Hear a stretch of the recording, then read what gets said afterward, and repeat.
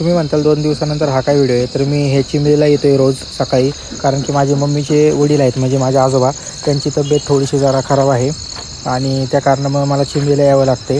तर तेच मी तुम्हाला सांगणार आहे. त्यामुळेच मला 2 दिवस व्हिडिओ टाकायला पण वेळ मिळाला नाही.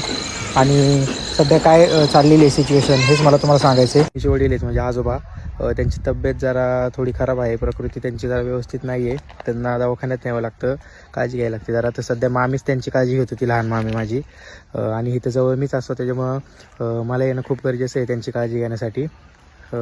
आणि दुसरी गोष्ट अशी की त्या कारणामुळे सध्या मला सकाळी दुकान ओपनच करता येत नाही आहे. तर मला तुमच्यापर्यंत हाच मेसेज पोहोचवायचा होता की जरा त्यांच्या प्रकृतीची काळजी घेण्यासाठी मला यावं लागते. म्हणून सकाळी शॉप बंद आहे, संध्याकाळी मी यायचा प्रयत्न करतो आणि संध्याकाळी शॉप ओपन करत असतो.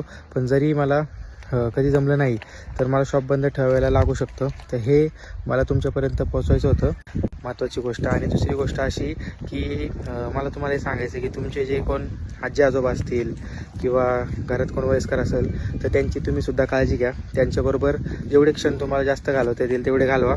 सगळ्यांचं आयुष्य खूप जास्त असावं, खूप मोठं असावं हीच मी ईश्वरचरणी प्रार्थना करतो. पण तरी ही जी पिढी आहे आजोबांची, ही पिढी परत येणं नाही आहे. त्याच्यामुळं त्यांच्याबरोबरचा क्षण तुम्ही वाया घालवू नका.